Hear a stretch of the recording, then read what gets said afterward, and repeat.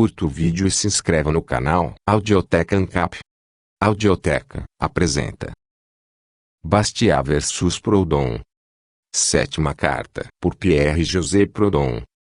Senhor, não avançamos em nossa discussão e a culpa é inteiramente sua. Com sua persistente recusa em colocar-se no chão ao qual convoco você e sua determinação em me puxar para o seu, você me nega o direito a um exame que pertence a todo inovador. Você falha na obrigação que a aparição de novas ideias impõe a todos os economistas, os defensores naturais da tradição e costumes estabelecidos. De fato, você viola a caridade ordinária ao me forçar a atacar o que reconheci, de certo modo, como irrepreensível e legítimo. Você escolheu, deixe seu desejo ser satisfeito. Permita-me primeiro resumir nossa controvérsia. Em sua primeira carta, você tentou mostrar, por teoria e por numerosos exemplos, que um empréstimo é um serviço e que, como todo serviço tem um valor, tem direito à recompensa. Daí você imediatamente concluiu, contra mim, que a gratuidade do crédito é uma quimera e,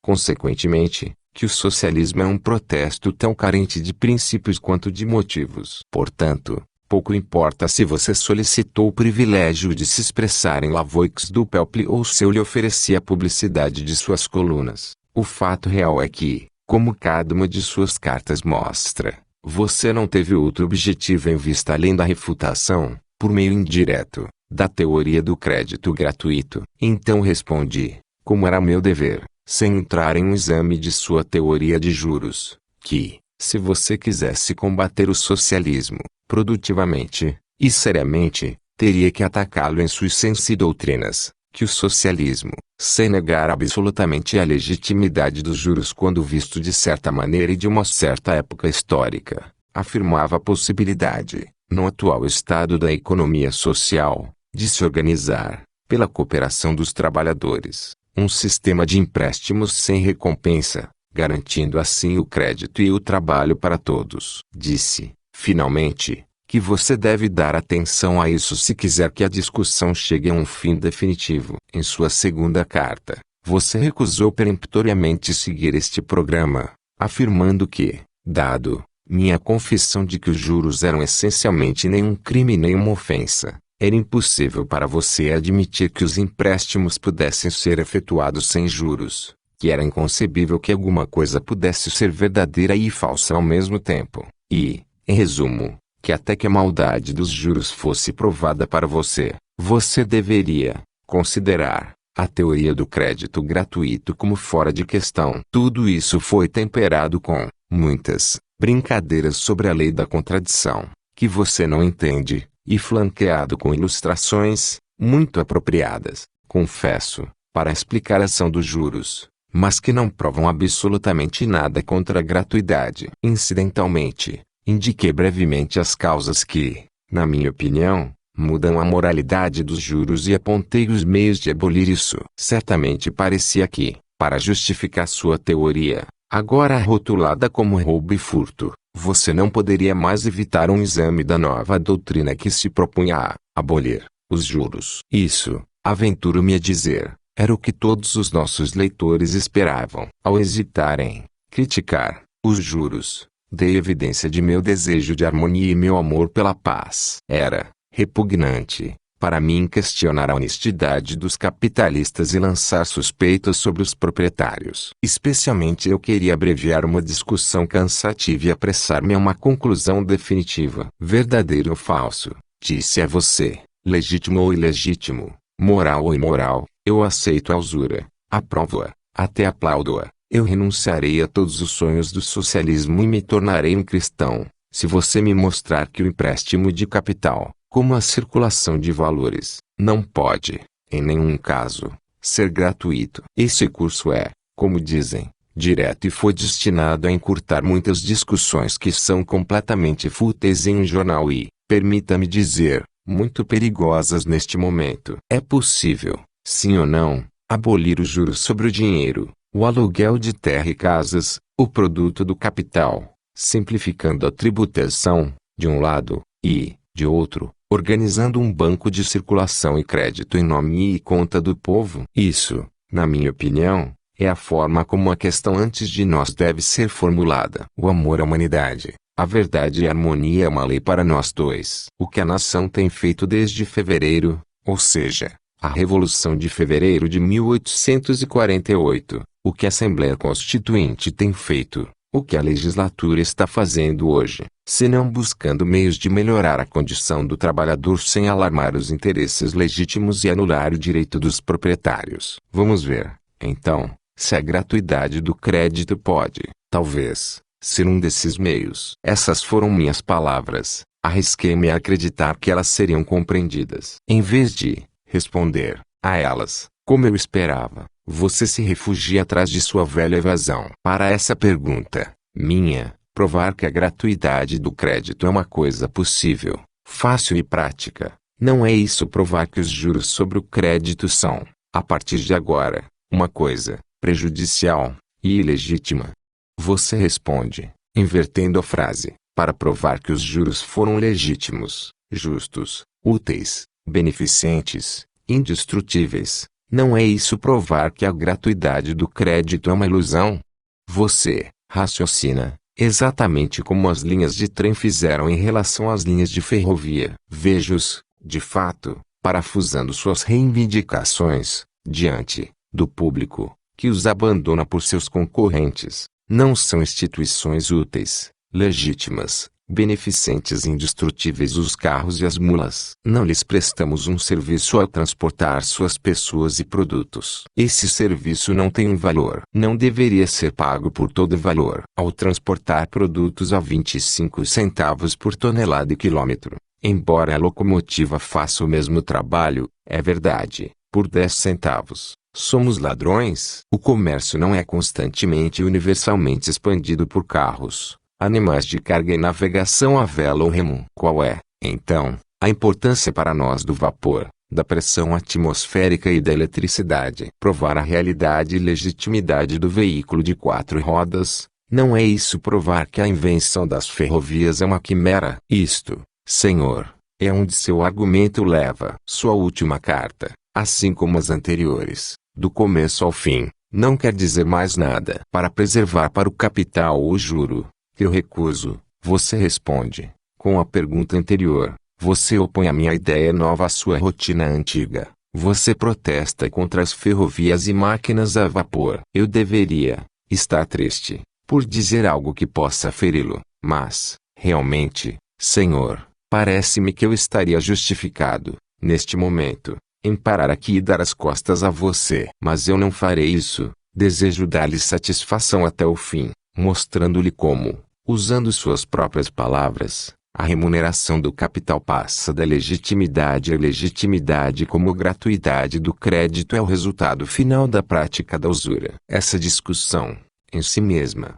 não é insignificante. Vou tentar torná-la pacífica. O motivo pelo qual os juros do capital, perdoados e até justos na infância da economia social, se tornam, à medida que as instituições industriais se desenvolvem, verdadeira espoliação e roubo, é porque não tem outro princípio, outra razão de ser, além da necessidade e da força. A necessidade explica a irracionalidade do tomador, a força faz com que o mutuário se renda. Mas, na medida em que nas relações humanas a necessidade dá lugar à liberdade e a força é sucedida pelo direito, o capitalista perde sua desculpa e o reclamo do trabalhador contra o proprietário se torna válido. No começo, a terra não é dividida. Cada família vive caçando, pescando, coletando ou pastoreando. A indústria é inteiramente doméstica e a agricultura, digamos, nômade. Não há comércio, nem há propriedade. Mais tarde,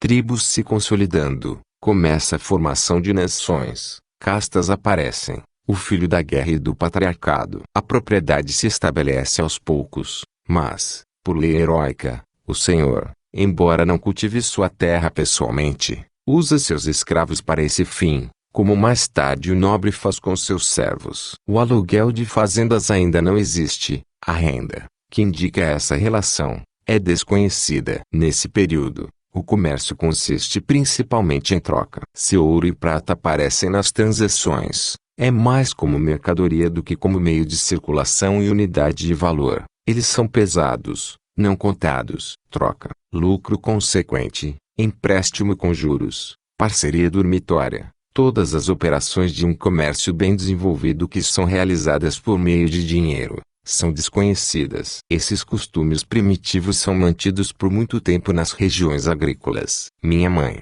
uma simples camponesa, me contou que, antes de 89, ela foi empregada no inverno fazendo fio de cânhamo, recebendo, como salário por 6 semanas de trabalho, além da comida, um par de sapatos de madeira e um pão de centeio. Devemos procurar o comércio estrangeiro para encontrar a origem do empréstimo com juros. O contrato Alagrosse, uma variedade, ou melhor, uma parte separada, do contrato de Pacotille, foi sua forma original. Assim como o arrendamento de fazendas ou gado era o equivalente da parceria dormitória. O que é o contrato de Pacotille? É um contrato pelo qual um fabricante e um mestre de navio concordam em colocar em um fundo comum, para fins de comércio exterior, o primeiro uma certa quantidade de mercadorias que ele se compromete a adquirir, o último seu trabalho como navegador, o lucro resultante da venda ser dividido igualmente entre eles ou de acordo com uma proporção a ser acordada,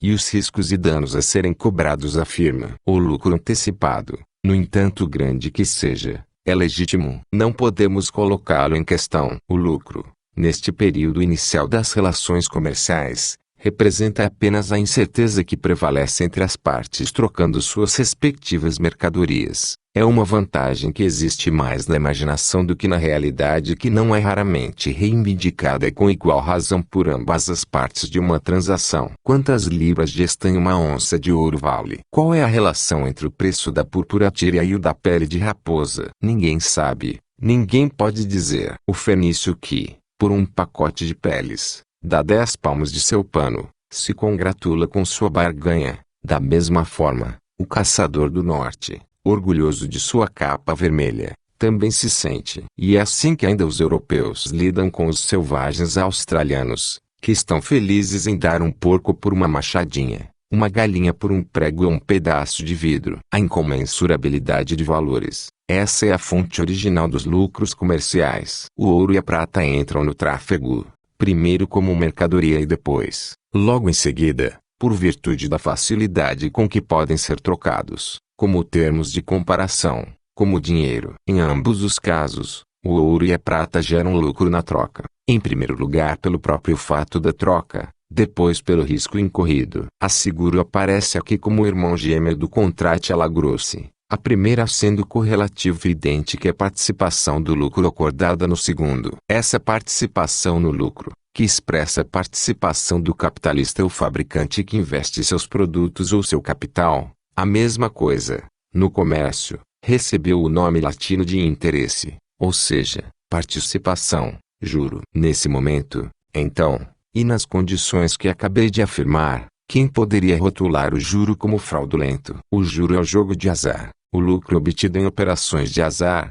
é o lucro especulativo do comércio, um lucro que é irreprovável até que a comparação de valores forneça as ideias correlativas de caro, barato, proporção, preço. A mesma analogia, a mesma identidade, que a economia política sempre apontou de forma correta entre o juro sobre o dinheiro e a renda de terra, existe no início das relações comerciais entre esse mesmo juro e o lucro comercial. No fundo, a troca é a forma comum, o ponto de partida de todas essas transações. Você vê, senhor, que a energia com que oponho o capital não me impede de fazer justiça à boa-fé original de suas operações. Eu nunca brinco com a verdade. Eu disse que havia um lado verdadeiro, honesto e legítimo no empréstimo a juros. Acabei de mostrar de uma forma que me parece melhor do que a sua, pois não sacrifica nada ao egoísmo e não tira nada da caridade. Foi a impossibilidade de avaliar commodities com qualquer grau de exatidão que tornou o juro legítimo no começo, assim como, mais tarde, é a paixão pelos metais preciosos que o sustenta. O empréstimo a juros deve ter tido uma base positiva e necessária para se desenvolver e se espalhar como o fez. Senão, devemos condenar, com os teólogos, toda a humanidade, o que, por minha parte, eu me comprometo a considerar infalível e sagrada. Mas quem não vê já que o lucro do comerciante deve diminuir tão rápido quanto os riscos incorridos e o método arbitrário de estimar valores desaparecerem, para que finalmente seja apenas o preço justo do serviço prestado por ele, o salário de seu trabalho. Quem não vê com igual clareza que o juro deve desaparecer com os riscos que o capital corre e a privação que o capital sofre, para que, se o reembolso for garantido pelo devedor e o trabalho do credor for zero, o juro deve ser zero. Outra causa que não deve ser omitida aqui, indicando como ela faz o período de transição ou de separação entre interesse, a parte do lucro pertencente ao capitalista no contrato alla grossi, e usura, propriamente falando. Outra causa, eu digo, e uma bastante acidental, contribuiu singularmente para popularizar a ilusão da produtividade do capital, e, consequentemente, a tomada de juros. Essa causa, com os empresários, foi encontrada nas exigências da escrituração, a necessidade de agilizar o retorno ou reembolso. Qual estimulante mais eficaz, pergunto, poderia ser imaginado para o devedor indolente e atrasado do que essa gravação, foi-nos, essa procriação perpétua, toucos, do principal? Qual xerife mais severo do que essa serpente de usura, como os hebreus a chamam? Usura, dizem os rabinos antigos, é chamada de serpente, neshek, porque o credor mira o devedor ao reivindicar mais do que lhe deu originalmente. E é esse cacetete de policial, essa arma comercial atirada pelo credor na garganta do devedor, que eles tentaram estabelecer como um princípio da justiça comutativa, uma lei da economia social. Quem agora pode deixar de ver o espírito e objetivo dessa invenção verdadeiramente diabólica do gênio mercantil nunca pôde ter entrado em um estabelecimento comercial. Agora vamos rastrear o progresso da instituição, pois estamos chegando ao ponto onde o nexcheque, toucos, foi-nos, usura, na verdade, se distinguindo do lucro especulativo, ou interesse, do exportador, se torna uma instituição.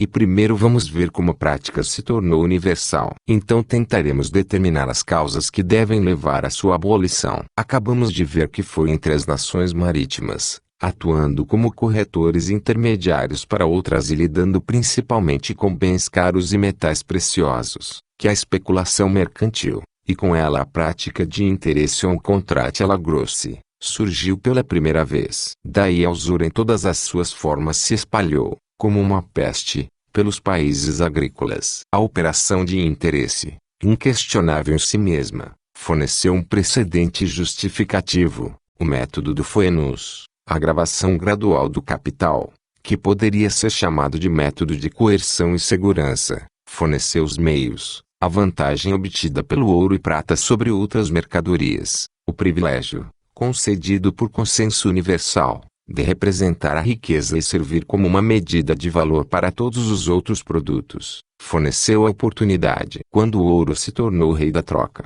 o símbolo de poder, a chave para a felicidade, todos desejavam ouro, e, como não poderia ser fornecido para todos, poderia ser obtido apenas pagando um prêmio, seu uso se tornou um assunto de preço. Assim como o flautista e a prostituta, ele era emprestado por dia, semana ou ano. Foi em consequência da invenção da moeda que todas as outras coisas foram desprezadas em comparação com o ouro e que a verdadeira riqueza, como as economias dos pobres, consistia em moedas. A exploração capitalista, desprezada pelos antigos, que certamente estavam melhor informados sobre esse assunto do que nós, pois viram em sua origem, foi assim estabelecida. Foi reservado para o nosso século fornecer-lhe defensores e advogados. Enquanto a usura, representando apenas o prêmio de seguro ou a participação do lucro no contrato alla grossi, se limitava à especulação marítima e afetava apenas o estrangeiro, parecia inofensiva aos olhos dos legisladores. Foi somente quando começou a ser praticada entre cidadãos e compatriotas que a lei divina e humana trovejou contra os anatemas contra ela. Não deves colocar o teu dinheiro em juros com o teu irmão, disse a lei de Moisés, mas de todas as formas com o estrangeiro, non foederabis proximo tuo, sed alieno. Em outras palavras, entre nações, o lucro comercial e o aumento do capital expressam apenas uma relação entre valores de opinião, valores que, consequentemente, se equilibram mutuamente, entre cidadãos, o produto tendo que trocar por produto e trabalho por trabalho, e o empréstimo de dinheiro sendo apenas uma antecipação dessa troca, o juro estabelece uma distinção que destrói a igualdade comercial, enriquece um às custas de outro e, a longo prazo, traz a ruína à sociedade. Foi com base nesse mesmo princípio também que esse mesmo Moisés declarou que todas as dívidas deveriam ser canceladas e não coletáveis a cada ano 50, ou seja, 50 anos de juros, ou 50 anuidades a 2%, suposto o empréstimo ter sido contratado durante o ano seguinte ao jubileu. Cancelariam o principal. Foi por isso que Solon, chamado pelos seus compatriotas para a presidência da República e encarregado de acalmar os distúrbios que agitavam a cidade, começou por repudiar todas as dívidas, ou seja, abolindo a usura. A gratuidade do crédito foi a sua única solução para o problema revolucionário de seu tempo, o sine qua non de uma república democrática e social. Isso também foi porque Licurgus, cuja mente era pouco versada em questões de crédito e finanças, levando suas preocupações ao extremo, baniu tanto o comércio quanto o dinheiro de Lacedemônia, não encontrando remédio para a escravização dos cidadãos e a exploração do homem pelo homem a não ser essa solução icariana. Mas todos esses esforços dos antigos moralistas e legisladores, mal planejados e pior executados, não surtiram efeito. A onda da usura, sempre apressada pela extravagância e guerra, e logo pelo análogo traçado da própria propriedade, os varreu. Por um lado,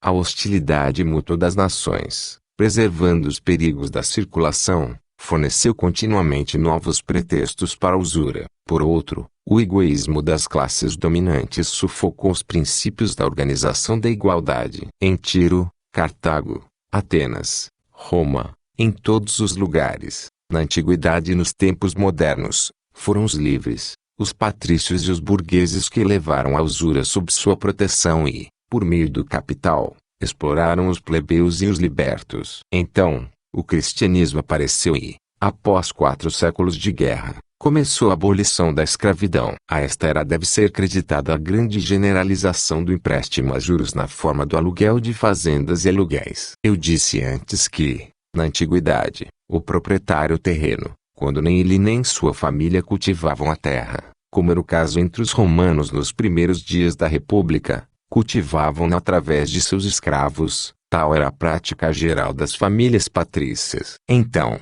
a escravidão e a terra estavam unidas. O agricultor era chamado de adscriptus glebae, juntado à terra. A propriedade em pessoas e coisas era indivisível. O preço de uma fazenda dependia 1.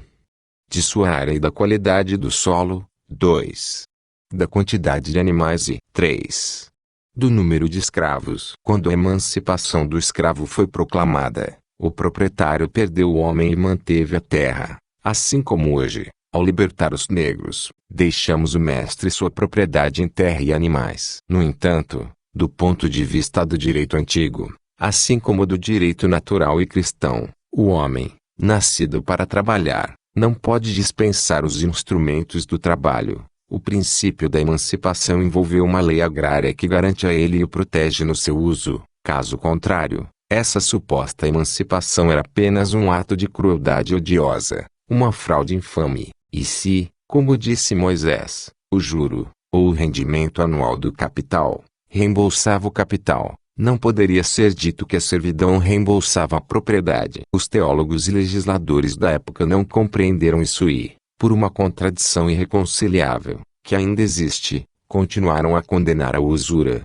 mas deram absolvição ao aluguel. O resultado foi que o escravo liberto, e, alguns séculos depois, o servo libertado, sem meios de existência, foi obrigado a se tornar um inquilino e pagar tributo. O mestre ficou ainda mais rico. Eu vou fornecer a você, diz ele, uma terra, você fornecerá o trabalho, e dividiremos os produtos. Era uma reprodução na fazenda dos modos e costumes de negócios. Eu vou emprestar 10 talentos, disse o homem com dinheiro para o trabalhador. Você os usará, e então ou dividiremos os lucros, ou então, enquanto você mantiver meu dinheiro, você me pagará 1/20, ou, se preferir, no final do empréstimo, você devolverá o dobro da quantidade originalmente recebida. Daí surgiu a rendita da terra, desconhecida pelos russos e pelos árabes. A exploração do homem pelo homem, graças a essa transformação, passou para a forma de lei,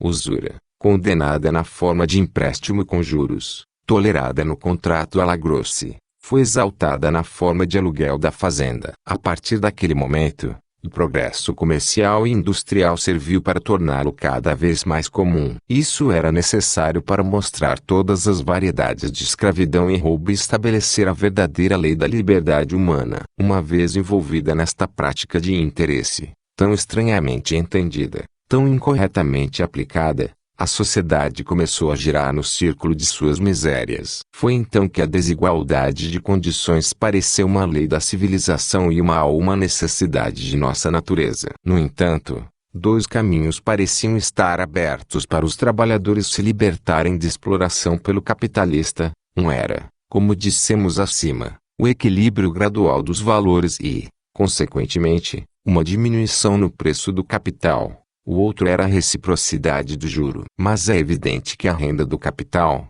representada principalmente por dinheiro, não pode ser totalmente destruída pela diminuição dele, pois, como você bem diz, Senhor, se meu capital não me trouxesse nada, em vez de emprestá-lo eu o guardaria, e o trabalhador, como consequência de ter recusado pagar a 10ª parte, ficaria sem trabalho. Quanto à reciprocidade da usura, é certamente possível entre contratante e contratante, capitalista e capitalista, proprietário e proprietário, mas entre proprietário, capitalista ou contratante e o trabalhador comum, é absolutamente impossível. É impossível, eu digo, enquanto no comércio o juro sobre o capital é adicionado aos salários dos trabalhadores como parte do preço dos produtos, para que o trabalhador possa comprar de volta o que ele próprio produziu. Viver trabalhando é um princípio que, enquanto o juro existir, envolve uma contradição. A sociedade, uma vez levada a esse canto,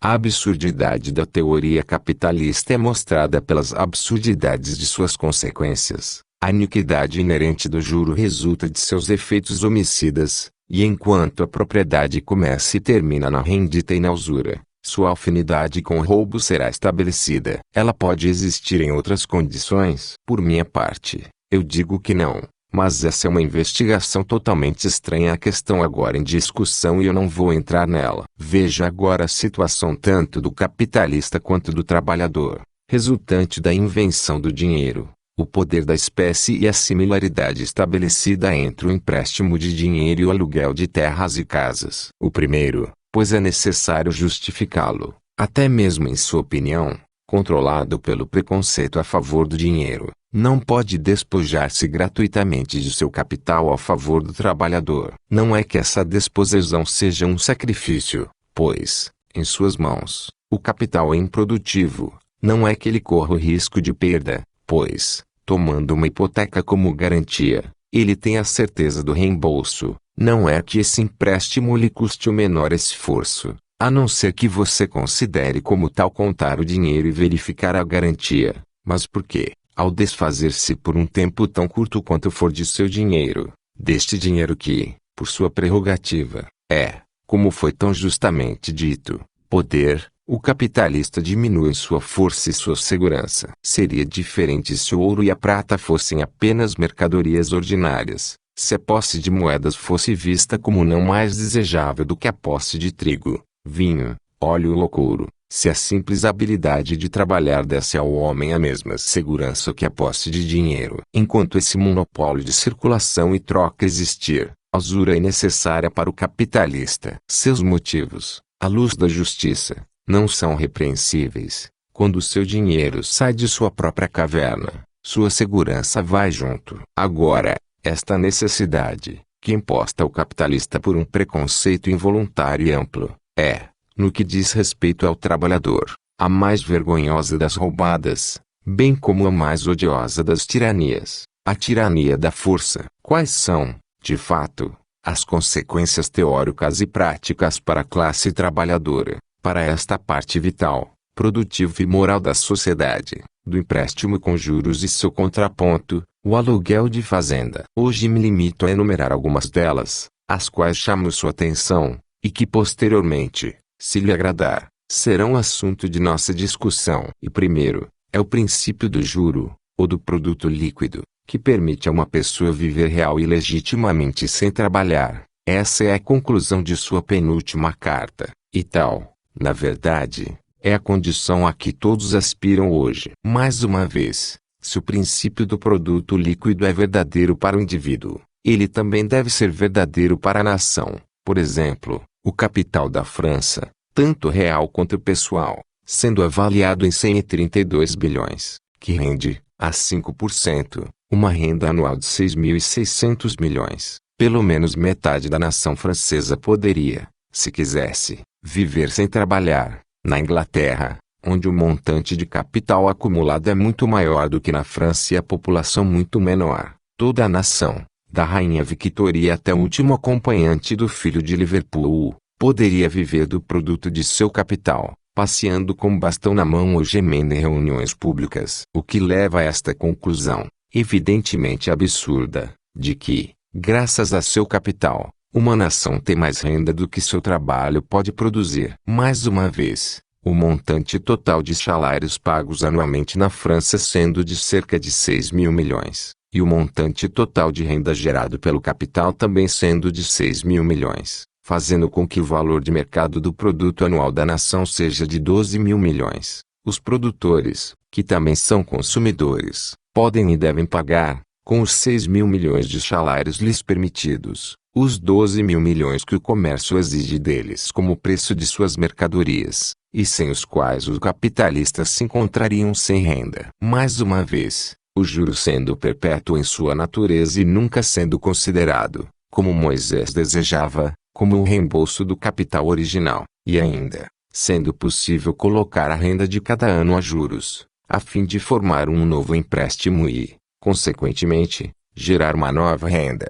A menor quantidade de capital pode, com o tempo, gerar somas tão enormes que cedem em valor uma massa de ouro tão grande quanto o globo em que vivemos. Peirce demonstrou isso em sua teoria de liquidação. Mais uma vez, a produtividade do capital sendo a causa imediata e única da desigualdade de riqueza e da acumulação contínua de capital em poucas mãos, deve ser admitido, apesar do progresso do conhecimento, apesar da revelação cristã e da extensão da liberdade pública, que a sociedade é natural e necessariamente dividida em duas classes, uma classe de capitalistas exploradores e uma classe de trabalhadores explorados. Mais uma vez, a mencionada classe de capitalistas, tendo todos os instrumentos e produtos à sua disposição absoluta através do empréstimo de capital com juros, tem o direito, quando bem entender, de paralisar o trabalho e a circulação, como foi feito há 2 anos, com risco de vidas humanas,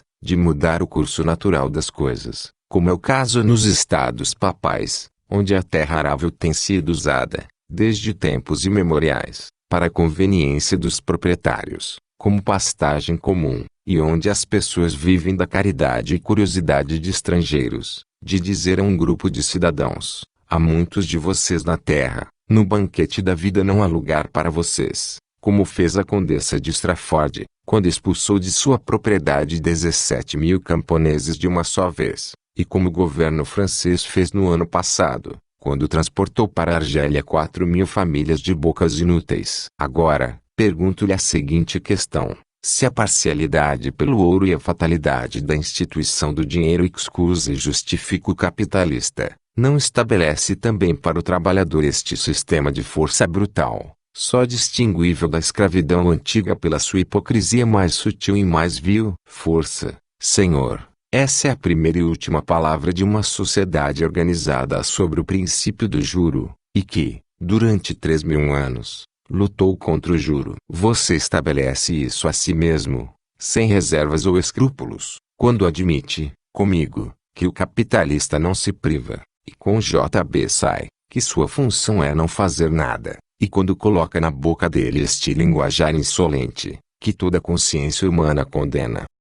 Eu não imponho nada a você a despeito de você mesmo. Se você não admite que um empréstimo é um serviço, abstenha-se de emprestar, assim como eu me abstenho de emprestar. Mas se a sociedade lhe oferece essas vantagens sem recompensa, trate diretamente com ela, pois seus termos são muito mais fáceis. E quanto à organização da circulação de capital, como você me pede para fazer, se você quer dizer que deve ter o uso do meu capital gratuitamente através da mediação da sociedade, tenho a mesma objeção a este método indireto de procedimento que me levou a recusar-lhe um empréstimo direto e gratuito. Tenha cuidado, senhor. As pessoas estão prontas demais para acreditar que é apenas por amor aos seus privilégios que a classe capitalista, agora dominante, se opõe à organização do crédito pelo qual elas clamam, e o dia em que a má vontade dessa classe for positivamente provada, sua última desculpa desaparecerá nos olhos das pessoas e sua vingança não terá limites. Você deseja saber qual é a desmoralização terrível que está criando entre os trabalhadores, com sua teoria do capital, que não é outra, como eu acabei de lhe dizer, do que a teoria do direito da força. Eu só preciso repetir os seus próprios argumentos. Parece gostar de desculpas. Deixe-me, então, para ilustrar meu pensamento, apresentar-lhe algumas. Um milionário cai no rio. Um proletário está passando por perto. O capitalista chama por ele, e segue-se o seguinte diálogo. Milionário, me salve, ou eu morro. Proletário, eu estou ao seu serviço. Mas eu desejo 1 milhão pelo meu trabalho. Milionário, 1 milhão por estender a mão para o seu irmão afogado. O que isso lhe custa? Atraso de 1 hora. Eu, para ser generoso, lhe darei em troca 1/4 do dia. Proletário, diga-me, ao tirar você da água, não estou lhe prestando um serviço? Milionário, sim. Proletário, não é justo que todo serviço seja recompensado? Milionário, sim. Proletário, não sou livre. Milionário, sim. Proletário, então eu peço 1 milhão, é o meu preço mais baixo. Eu não o forço, eu não lhe imponho nada contra a sua vontade, eu não o impedir de gritar, barco à vista. E apelar para alguém mais. Se aquele pescador, a 1 légua de distância, deseja fazer esse favor sem recompensa, apela para ele, os seus termos são mais fáceis. Milionário, covarde. Você está aproveitando da minha situação. Religião, moralidade, humanidade. Proletário, essas têm a ver com minha consciência apenas. Mas meu tempo é curto. Decida rapidamente. Vive como um proletário, ou morra como um milionário. O que você prefere?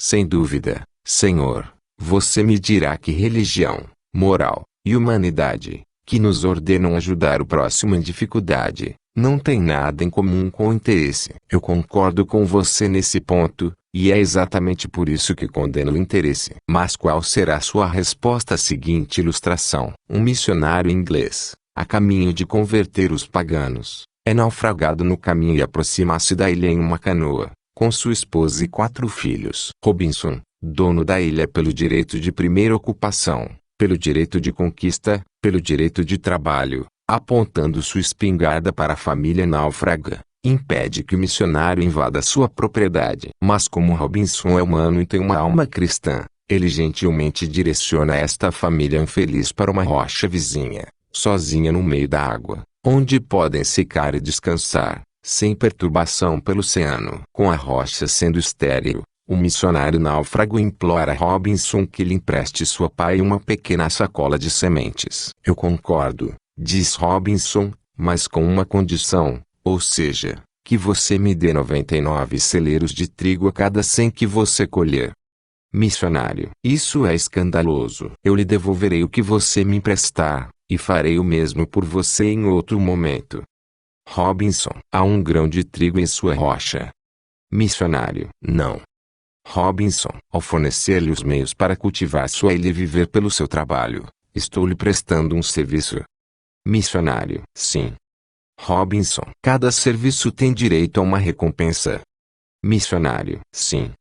Robinson, bem, a recompensa que exijo é de 99%. Este é o meu preço.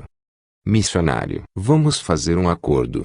Eu devolverei a sacola de trigo e a pá, com 5% de juros adicionais. Esta é a taxa legal. Robinson, sim, é a taxa legal quando há competição e uma abundância de mercadorias, assim como o preço legal do pão é 30 centavos por quilograma quando não há escassez. Missionário, 99% da minha colheita. Por quê? Isso é roubo. Saque. Robinson, estou usando a força. Estou te obrigando a pegar minha pá e meu trigo. Não somos livres, ambos nós. Missionário, não posso me ajudar. Vou morrer no intento. Mas minha esposa, meus filhos. Eu concordo com tudo. Eu assino. Empreste-me, além disso, sua serra e machado, para que eu possa me construir uma cabana. Robinson, de fato, eu preciso da minha machadinha e da minha serra. Me custou uma semana de trabalho para fazê-las. No entanto, vou emprestá-las a você, mas sob a condição de que você me dará 99 placas de cada 100 que você fizer. Missionário, por Deus, eu devolverei sua machadinha e sua serra, e farei um presente de 5 das minhas placas, em consideração ao seu trabalho. Robinson, muito bem. Então, eu fico com minha serra e minha machadinha. Eu não o forço. Eu sou livre. Missionário, mas você não acredita, então, em Deus. Você é um explorador da humanidade, um malthusiano, um judeu. Robinson, a religião, meu irmão, nos ensina que o homem tem um destino nobre, não limitado à esfera estreita da produção industrial. Qual é este destino? Não é o lugar para responder a essa pergunta. Mas o que quer que seja, posso lhe dizer que não poderemos alcançá-lo, se, inclinados sob o jugo do trabalho inexorável e perpétuo, não temos tempo para o desenvolvimento de nossos órgãos, nossos afetos, nossa inteligência, nosso senso do belo e todas as partes mais puras e mais elevadas de nossa natureza. Então, qual é o poder que nos dará este tempo beneficente, a imagem e o antegosto da felicidade eterna? É o capital. Eu trabalhei no passado. Eu poupei com o propósito de emprestar a você. Um dia você fará como eu faço. Missionário, hipócrita. Robinson, você me insulta. Adeus. Você pode cortar a árvore com os seus dentes e serrar suas placas com as unhas. Missionário, eu cedo à força, mas, pelo menos, me dê algumas ervas para minha pobre filha que está doente. Isso não lhe trará nenhum trabalho. Eu mesmo as colherei em sua propriedade. Robinson, pare. Minha propriedade é sagrada. Proíbo você de invadir ela. Se você o fizer, vou usar meu rifle. No entanto, sou um rapaz esperto. Dou permissão para você colher algumas ervas, mas você deve me dar sua outra filha, que parece ser bonita. Missionário, vilão. Você ousa usar esse tipo de linguagem com um pai. Robinson, eu não presto um serviço a vocês todos, a você e as suas filhas, salvando suas vidas com minha medicina, sim ou não? Missionário, certamente, mas o preço que você estabelece. Robinson, eu pego sua filha por força. Ela não é livre. Você não é livre. Além disso, ela não ficará feliz em compartilhar meu tempo livre. Ela não receberá sua parte da renda que você me paga. Ao torná-la minha companheira, eu não me torno seu beneficiário. Vá, você é um ingrato. Missionário, fique. Proprietário, eu prefiro ver minha filha morta do que desonrada. Mas eu a sacrifico para salvar a outra. Só peço mais uma coisa, isto é, que você me empreste seu equipamento de pesca, pois não podemos viver com o trigo que você nos permite. Um de meus filhos, pescando, ajudará a suprir a deficiência. Robinson, tudo bem, também prestarei este serviço. Farei mais. Aliviarei você de seu outro filho e me responsabilizarei pelo seu sustento e educação. Eu preciso ensiná-lo como atirar com um rifle, manusear uma espada e viver como eu, sem trabalhar. Afinal, como eu desconfio de vocês todos, e como vocês poderiam muito facilmente deixar de me pagar, sua ajuda, se a ocasião exigir, será muito conveniente. Canhotos, que fingem que as pessoas deveriam emprestar a vocês sem juros. Incrédulos, que não favorizam a exploração do homem pelo homem. Um dia, Robinson, ficando exaltado enquanto caçava, pega frio e fica doente. Sua amante, desgostosa com ele mantendo relações íntimas com seu jovem companheiro, diz a ele: eu cuidarei e curarei você, mas com uma condição, que você me dê toda a sua propriedade. Caso contrário, eu deixo. Robinson, você, a quem eu amei tão carinhosamente, porque eu sacrifiquei honra, consciência, humanidade, você me deixaria nesta cama de dor. Serva, mas eu nunca te amei e, Portanto, não estou devendo a você. Se você me apoiou, eu, por minha vez, te dei minha pessoa. Estamos quites. Eu não sou livre, e estou obrigada, depois de ter servido como sua amante, a servir também como sua enfermeira doente. Robinson, meu querido filho, por favor, acalme-se. Seja bom, seja doce, seja gentil. Farei meu testamento a seu favor. Serva. Uma doação direta, ou eu o deixo. Robinson, você me mata. Deus e os homens me abandonam. Uma maldição sobre o universo. Que os raios me destruam e o inferno me engula. Ele morre em desespero.